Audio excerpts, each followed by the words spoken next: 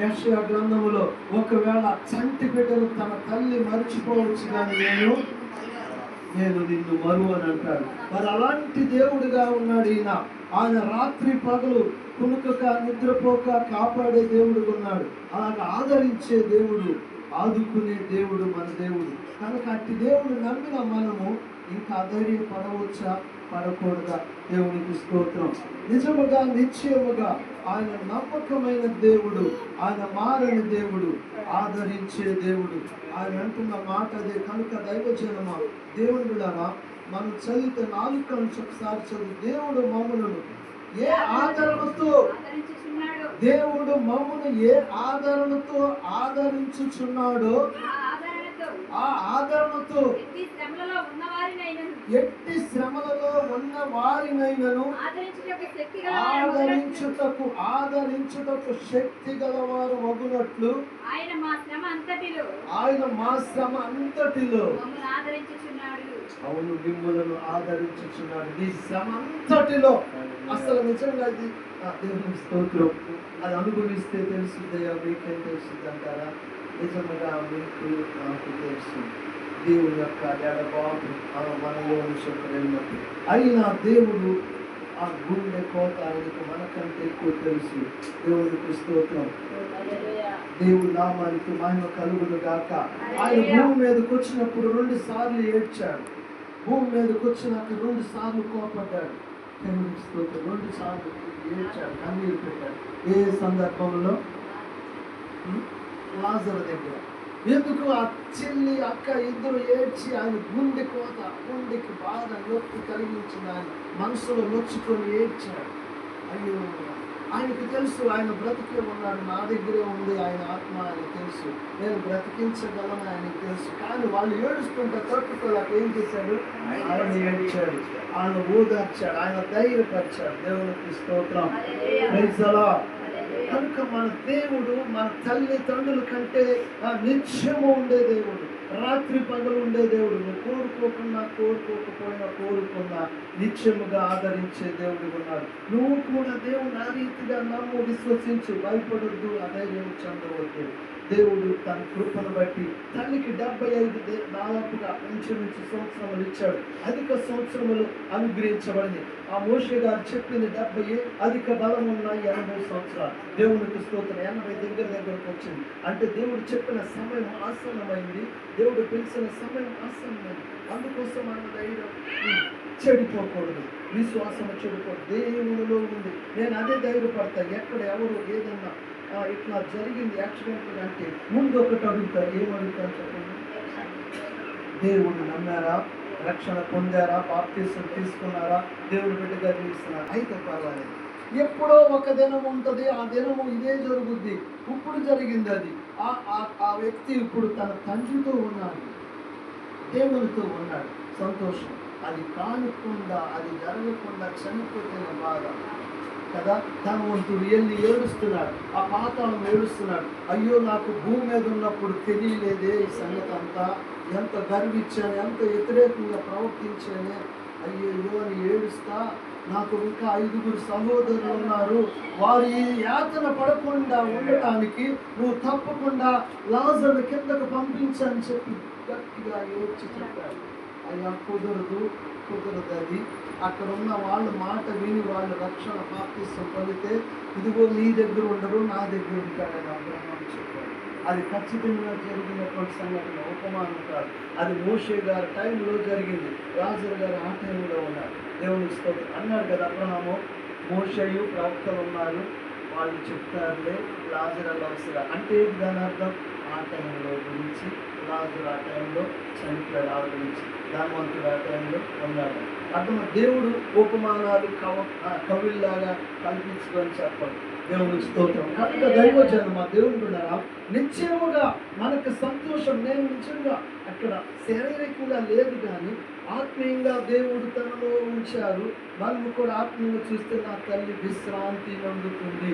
ఇక్కడ శారీరక రుగ్మతలు, శారీరక శ్రమలు, అది లేదు ఇది లేదు, వాళ్ళు ఇట్లా ఉన్నారు, వీళ్ళు ఇట్లా ఉన్నారు, వీళ్ళు వాళ్ళ ఈ శారీరక రుగ్మతలు, శారీరక మనస్తాపన నుంచి విడుదలైపోయాయి. Praise the lord. దేవుని నామానికి మహిమ కలుగును గాక. ఆమె ఆత్మకు దేవుడు శాంతినిచ్చారు, అందుకు సంతోషం కదా. అవును దైవజనం. అదే ఇక్కడ చెప్తున్నారు, ఆదరణ కూడికలు ఆదరిస్తా ఉన్నారు. ఆమెకే కాదు, మీ అందరికీ కూడా ఉంది. అన్నిసార్లు చెప్పాడంటే సంఘానికి, ఇక్కడ ఉన్న మనకు కూడా ఆయన చెప్తున్న మాట అదే కదా. నిశ్చయముగా ఆయన శ్రమ అనుభవం తెలుసు. దేవునికి శ్రమలు తెలియకపోలేదు. ఆయన ఇక్కడికి వచ్చి భయంకరమైన శ్రమలు అనుభవించాడు. మన స్థానములో నిలబడటం వలన భయంకరముగా అవమానపరచబడ్డాడు, భయంకరముగా దూషించబడ్డాడు, తన్నబడ్డాడు, కొట్టబడ్డాడు, ఎంతో హీనాతీనముగా వేయబడ్డాడు. అంత భయంకరమైన శ్రమ శోధన నిజముగా ఎవరు పడుండరేమో. కనుక ఆయనకి శ్రమలు తెలుసు, కన్నీరు తెలుసు, మన లోపల బాధ బయట బాధ అంతా తెలుసు. కనుక దేవుడు చెప్తాడు, మీరు శ్రమలు తట్టుకోగలిగినంత వరకు ఇస్తాను కానీ అంతకంటే అంటే మనం మోయగలిగినంత వరకే కానీ ఎక్కువ చేయడు.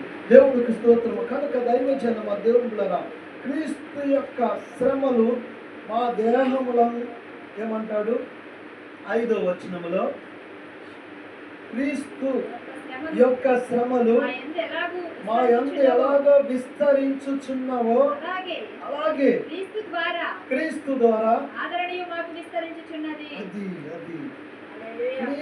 ద్వారా మళ్ళా ఆదరణ వస్తుందంట. ఆదరణ కదా, ఎంత పోతుందో అంతకు ఎక్కువే మళ్ళా వస్తుంది.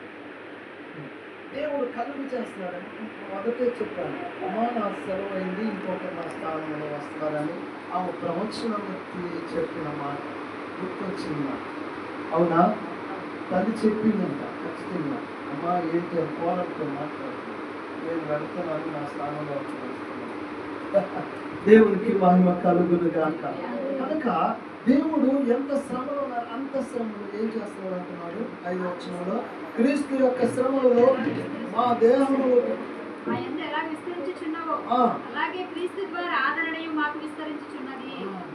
ఎంత శ్రమ వస్తుందో అలాగే దానితో పాటు ఆదరణ కూడా వస్తుంది.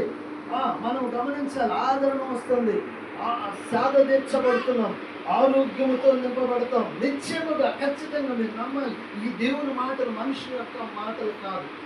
ఎంత శ్రమ పడతారో, ఇక నాకంటే ఎక్కువ శ్రమలు పొందేవాళ్ళు, ఇవన్నీ నాకే రావాలా, ఇది కాదు అసలు.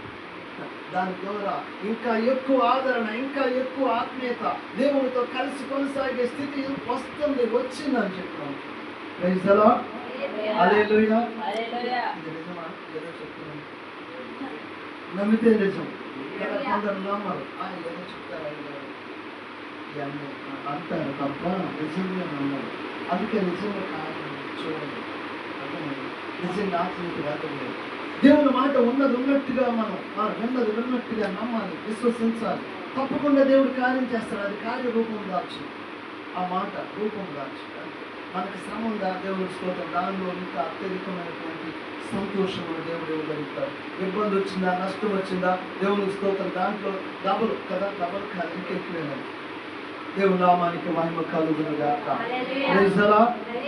మనం నిరీక్షణ కలిగి ఉండాలి, ఎదురు చూస్తూ ఉండాలి. పర్వాలేదు దేవుడు ఉన్నాడు, దేవుని యొక్క ఆదరణ ఉంది, ఆదుకుంటున్నాడు. ఆయన అంటున్నాడు, నా శరీరంలో ఎంత శ్రమలు అనుభవిస్తున్నానో అంతకంతకు దేవుని దగ్గర నుండి నిజముగా ఆదరణ పొందుతున్నాను. నిజంగా నేను అనుకుంటా, అపోస్తలుడైన పౌలు గారు, నేను క్రీస్తును పోలి నడుచుకున్నాను, మీరు కూడా క్రీస్తును పోలి నడుచుకోండి అన్నదా. ఏమన్నారు? ఎందుకన్నా అంటే క్రీస్తు కంటే ఎక్కువ కానీ మరి అన్నాడు శ్రమ పడ్డాడు. ఈయన క్రీస్తు ప్రభు ఒక్కసారి 1 తక్కువ 40 దెబ్బలు, ఈయన ఎన్నిసార్లు చెప్పండి. పౌలు గారు 1 తక్కువ 40 దెబ్బలు ఎన్నిసార్లు తిన్నాడు? లెక్క ఉంది.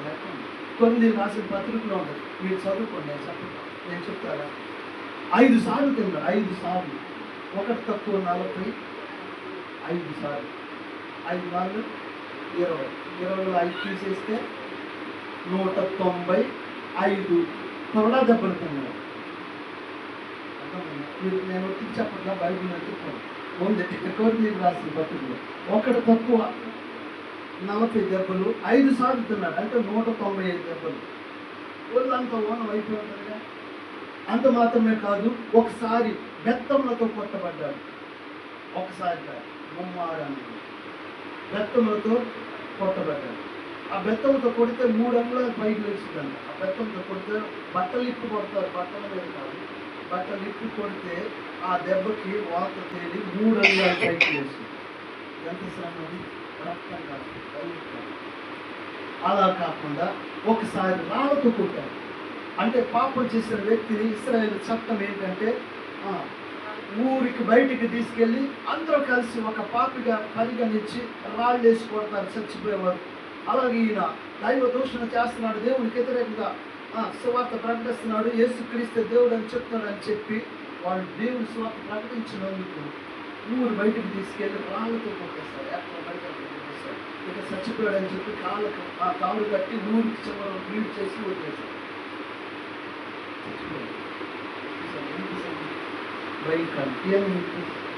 గుర్తు చేసుకుని అంత శ్రమ. అందుకని క్రీస్తుని కూడా నేను వచ్చినట్టు అంత శ్రమలో కూడా ఆయన నాకు దేవుడు శక్తి ఇస్తాడు. అక్కడ ఈడ్ చేసి లోపల అవతల పడేసేస్తే రాళ్ళు గుట్టలతో ఆయన మేలేస్తే మళ్ళీ దేవుడు శక్తి ఇస్తే మళ్ళీ లేచి వచ్చి దేవుని యొక్క సమాజ మందిరంలో సువార్త ప్రకటిస్తున్నారు. రక్తం కారుతుంది తలలో పైన మొత్తం అంతా. అప్పటికే కూడా దెబ్బలు దెబ్బలు అంత శ్రమలో మళ్ళా వచ్చి దేవుని సువార్త ప్రకటిస్తారు. ఏం కాదు, నాకు అస్సలు అర్థం కాదు. ఏంటి ఆయన అసలు ఇలా దేవుడి కంటే ఎక్కువగా ఆయన చెప్పాడు, ఈతను నేను వాడుకుంటాను, మనకంటే ఎక్కువగా చేస్తాడు చెప్పాడు కదా. యోహాను సువార్తలో చెప్పాడు 14వ అధ్యాయంలో, నన్ను విశ్వసించిన వారు నాకంటే ఎక్కువగా అద్భుత కార్యాలు చేస్తారు, నాకంటే ఎక్కువ శ్రమ. అంటే దేవునికి మహిమ కలుగు. అలాగా దేవుని సన్నిధిలో ఆయన అనుభవించాడు. అన్ని శ్రమల గుండా వెళుతున్న శక్తి కలిగి లేకుండా లేడు, శక్తి కలిగి ఉన్నాడు. బలహీనత ఒకటి ఉంది, మళ్ళీ ఆయనలో ఉపస్వం ఉంది, చలికి తప్పుతుంది, ఉపస్వం ఒక వ్యాధి ఉంది. దాని గురించి అడుగుతున్నాడు. అడిగిన దేవుడు అన్నాడు, నా కృప నీకు చాలా అర్థమైపోతుంది అన్నాడు. అయినా ముళ్ళు దేవునికి స్తోత్రం. అయినా దేవుని నామాన్ని అవమానపరచడం కానీ, దేవుని దూషించడం కానీ, దేవుని సువార్త మానేస్తాను, ఇక నేను చెప్పను, ఇన్ని శ్రమల ఇంత దుఃఖం బాబు అయ్యో అని చెప్పి అన్నాడు. అనలా దేవుని నామానికి మహిమ కలుగునుగా. Praise the Lord. దైవ జన్మ దేవుని బిడ్డలారా, మనం అలాంటి విశ్వాసంలో కొంచెం మాట అంటే ఎంత బాగా కదా తక్కువ, లేకపోతే ఒకటంటావు నేను 2 అంటాను. ప్రార్థన ఏమైపోయింది, కొంచెం పక్కన పెట్టారు కదా, పక్కన పెట్టడానికి అది అన్నా లేదన్నా కాదు. దేవునికి స్తోత్రం. దేవుడు నామాన్ని అప్పుడు అవమానపరిచిన వాళ్ళు అవుతాం. దేవుడు పరీక్ష పెట్టాడు, వాళ్ళ ద్వారా ఒక మాట 2 మాటలు అనిపించాడు. అప్పుడు నువ్వు తల ఉంచుకుంటే దేవుడి నామం మహిమపరచబడుతుంది, లేదంటే నిన్ను బట్టి దేవుడి నామం అవమానపరచబడుతుంది కదా. నీ ఆత్మీయ స్థితి దిగదారిపోతుంది. ఇక వాక్యం వల్ల అట్లా అర్థం చేసుకున్నాం. దైవ జన్మ దేవుడు ఖచ్చితంగా ఈ రీతిగా శ్రమలు గుండా వెళుతున్నప్పుడు నిజముగా అంతకంతకు ఆశీర్వాదం గుండా వెళుతున్నాం. నేను సంతోషం గుండా, అద్భుత కార్యాలు గుండా దేవుడు కలుగు చేస్తున్నాడు. అందుకోసం మీరు ఆదరించబడి ధైర్యపరుస్తాడు కదా, దుఃఖాన్ని తొలగిస్తాడు, వేదన తొలగిస్తాడు. ఆయనకు సమస్తమైన సాధ్యం కదా. ఇప్పుడు పాటల కోసం ఆయన ఏదైనా చేయగలరు కదా.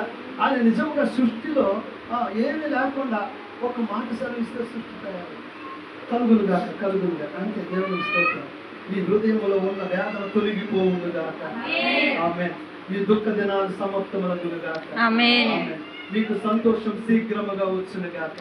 ఆమేన్. నిజముగా కదా, నిత్యము ధారాళముగా వచ్చునుగాక. దేవుని నామమే మహిమపరచబడునుగాక. ఆమేన్.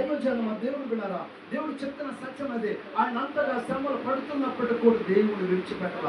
ఆయన అనేక సార్లు శరసాల్లో పెట్టారు. ఏమి చేయని నేరానికి శరసాల్లో పెట్టారు. అయినా దేవుని విడిచిపెట్టాల. శరసాల్లో ఉండి కూడా దేవుని నామాన్ని స్మరిస్తూ ఏం చేస్తూ వచ్చాడు, పత్రికలు రాశాడు. ఈ పత్రికలన్నీ కొన్ని పత్రికలు శరసాల్లో ఉండే రాశాడు అపోస్తలుడైన పౌలు గారు.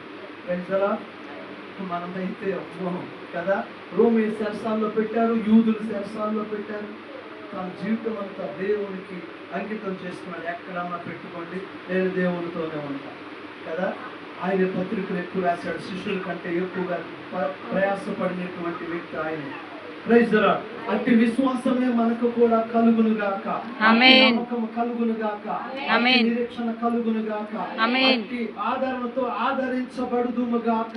ఆమేన్. బలపరచబడుదుము గాక. ఆమేన్. స్థిరపరచబడుదుము గాక. ఆమేన్. దేవుని నామమే నిత్యముగా మహిమపరచబడును గాక. ఆమేన్. తెస్సలోనికీయులకు రాసిన పత్రిక. మీకు తెలిసింది చదివించే ఉంటారయ్యా. చదివించారు అందుకే సహోదరులారా నిరీక్షణ లేని ఇతరుల వలె మీరు దుఃఖపడుకు నిమిత్తము నిద్రించుచున్న వారిని గూర్చి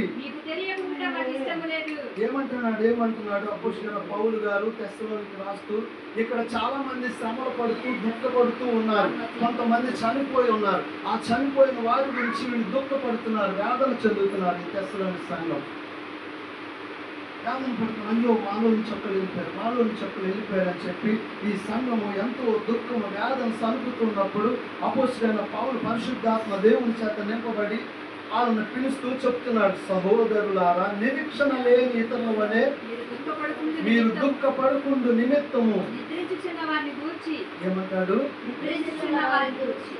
మరణించుచున్న వారిని గురించి అన్నారుగా. దేవుని నమ్మకపోతే మరణించినట్టు, దేవుని నమ్మితే నిద్రించినట్టు. అంటే నిద్రపోయిన వాళ్ళు మేల్కొంటారు కదా, మేల్కొంటారు. మరణించిన వాళ్ళు మేల్కొంటారు. అదే చెప్తున్నాడు పరిశుద్ధాత్మ దేవుడు సంఘానికి బలపరుస్తూ చెప్తున్నాడు.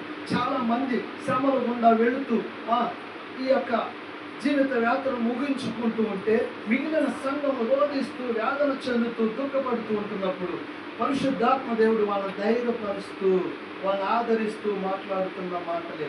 వాళ్ళకే కాదు, ప్రతి ఒక్కరికి. ఇక్కడ ఒక సంగతి చెప్తున్నాడు, నిద్రించుచున్నారే గాని వాళ్ళు మరణించలేదు. వారు దేవుల్లో ఉన్నారు, దేవునితో ఉన్నారు. వారి ఆత్మ దేవునిలో నిత్యము జీవిస్తున్నది, మీరు భయపడద్దు అని చెప్తున్నారా? నిత్యము ఖచ్చితంగా మనం రాస్తారు. చాలా మంది ఏమని రాస్తారు? పలక మీద అంటే సమాధి రాయి మీద ఏమని రాస్తారు? ప్రభువునందు నిద్రిస్తున్నారు.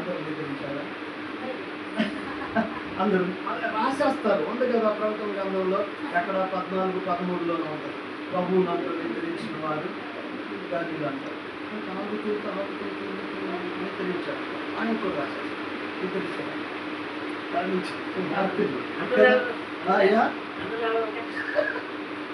కదా, అట్లా కాదు, అబద్ధం అవుతుంది. అది నిజము కాదు, నిజము కాదు. దేవుడు చెప్పలేదు, ప్రభువునందు అన్నాడు. అందుకనే నిద్రించిన వారు ధన్యులు అంటే అది అందరికీ వ్యక్తపరిచేది. కానీ ప్రభువునందు అంటాడు ఎక్కడ ప్రకటన. ఇక్కడ ఏమన్నాడు? క్రీస్తునందు అంటాడు. ఇక్కడ దేవునికి స్తోత్రం. ఏమన్నాడు? అదే ఏమన్నాడు చదవండి. మీరు దుఃఖపడుకున్న నిమిత్తము నిద్రించిన వారిని గూర్చి మీకు తెలియకుండా నాకు ఇష్టం లేదు. యేసు మృతి పొంది తిరిగి లేచినని మనము నమ్మిన ఎడల అదే ప్రకారం యేసునందు జీవించి, యేసులో జీవించి, యేసుతో ప్రభువుతో కొనసాగి నడుచుకున్న వారు ఏమవుతారంట? ఆయనతో పాటు వస్తారు రెండో రాకడలో. ఇంకా వాళ్ళ గురించి మనం దిగులేదు. మనం ఒక దినమంది ఆవును కలుసుకుంటాం కదా. దేవునికి మహిమ కలుగును గాక. ఆయన చెప్తున్నాడు, నిద్రించిన వారు యేసు ప్రభు ఆయనతో పాటు రెండో రాకడ గురించి చెప్తున్నాడు.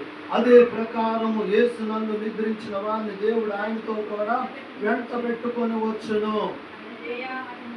మేము ప్రభువును మాటను బట్టి మీతో చెప్పినది ఏమనగా, ప్రభు రాకడ వరకు సజీవులమై నిలిచి ఉండు మనము నిద్రించిన వారి కంటే ముందుగా ఆయన సన్నిధి చేరము గాని ఆర్భాటముతోను ప్రధాన దూత శబ్దముతోను దేవుని బూరతోను పరలోకము నుండి ప్రభు దిగువచ్చును. క్రీస్తునందుండి అదుగో కదా, ప్రభునందుండని అక్కడ చెప్తాడు ప్రకటనలో. ఇక్కడ అంటాడు క్రీస్తునందుండి మృతులైన మొదట లేతురు. అంటే మృతంటే నిద్రపోతుంది. దేవునికి స్తోత్రం. నేను ఒక మాట చెప్తా, దేవుని నామానికి మహిమ కలుగును గాక. ఇక్కడ వచ్చిన వారు ఎన్నిసార్లు మృతి పొందుతారు చెప్పండి. ఒకటే దేవుని స్తోత్రం. దేవుణ్ణి నమ్మితే ఒకసారి, నమ్మకపోతే 3 సార్లు కదా. దేవుడు నమ్మితే ఒకసారి శారీరకంగా మనం ఇక్కడ నుంచి వెళ్ళిపోతాం. నమ్మకపోతే ఇక్కడ నుంచి వెళ్తాం, అక్కడ మా పరలోకంలో చేరకుండా మళ్ళీ మరణిస్తాం, నరకంలో పడిపోతాం. అది దేవుడు చెప్పారు. వాళ్ళకి 2వ మరణం ఉండదు అన్నారు ప్రకటనలో. ప్రభువైన యేసుక్రీస్తు జీవ గ్రంథమందు రాయబడిన వారు నిత్యముగా పరలోకంలో ఉంటారు, రాయబడిన వారు నరకంలో, నిత్య నరకంలో ఉంటారు. అది 2వ మరణం అంటారు కదా. ఇక్కడ ఉన్నప్పుడు నిజముగా దేవునిలో 2 సార్లు జన్మిస్తే, ఒకసారి తల్లి గర్భం నందు, రెండోసారి నీటి బాప్తిస్మం జన్మిస్తే దేవునికి స్తోత్రం. ప్రభువైన యేసుక్రీస్తు చెప్పారు కదా, ఒకడు నీటి మూలంగా ఆత్మ మూలం జన్మిస్తేనే కానీ పరలోక రాజ్యం వచ్చారు. జన్మిస్తే ఏమవుద్ది, ఇంకా 2వసారి మరణించడానికి ఉండదు కదా. దేవుని స్తోత్రం. ఇప్పుడు తల్లి గారి పరిస్థితి అది. నిత్యముగా ఆమె ఇక్కడుండగానే 2వసారి జన్మించారు. ఇంకా ఆమెకి 2వ మరణంతో పని లేదు, నిత్య నరకంతో పని లేదు. జీవ గ్రంథమందు పేరు రాయబడి ఉన్న వారు జీవ గ్రంథమైన ఆ జీవాధిపతి అయిన దేవునితో ఉంటున్నప్పుడు మీకు సంతోషమా లేకపోతే సంతోషం కదా. అవునా? Praise the Lord. అవును. కనుక దైవ జన్మ దేవుళ్ళ ఆయన చెప్తున్న క్రీస్తు నందున్న వారు మృతులయ్యి, కానీ మొదట వారు ఆయనతో పాటు వస్తారు, మనము కాదు. ఆయన చెప్తున్న మాట అదే.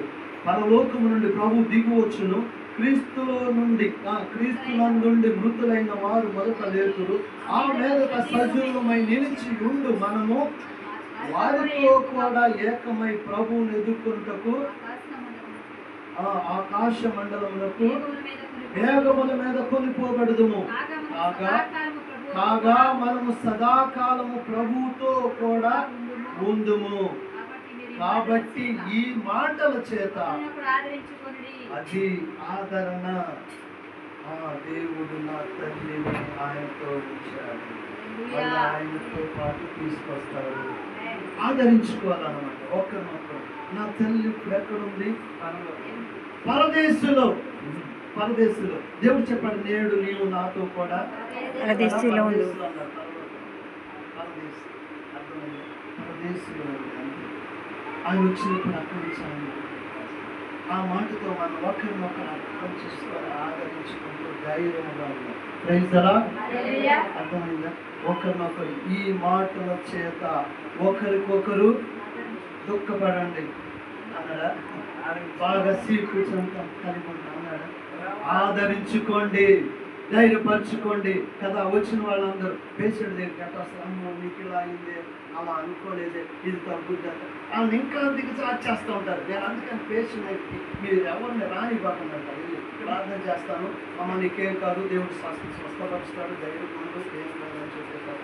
అలాగే జరుగుతుంది. కానీ కొందరు వెళ్ళి అక్కడ నుంచి ఏడ్చుకుంటారు, వాళ్ళు బాగా దుఃఖపడతారు, ఇంకా దిగజారు చేస్తారు. అందుకనే దేవునికి స్తోత్రం. ఏం చేయాలి? అలా ఏడ్చాము తీసుకోవాలి, రావద్దాం అక్కడ. అర్థమైందా? ఇంకా దిగజారు చేస్తారు. ఆదరించేవాడు కాదు. దేవుడు ఉన్నాడని మనం చెప్పాడు. అమ్మను దేవుడు అక్కడ ఉంచాడు. ఒక సమయం వచ్చినప్పుడు అమ్మను మనం కలుసుకుంటాం కదా.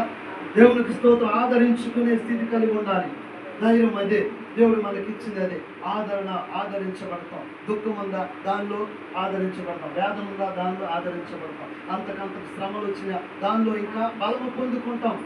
కొన్ని రాసిన పత్రికలో 2 కొరింథీ పత్రికలో మీరు చదువుకోండి, 11, 12 సార్లు మళ్ళా చదువుకోండి. ఆదరించబడతారు, ధైర్యపరచబడతారు, బలపరచబడతారు.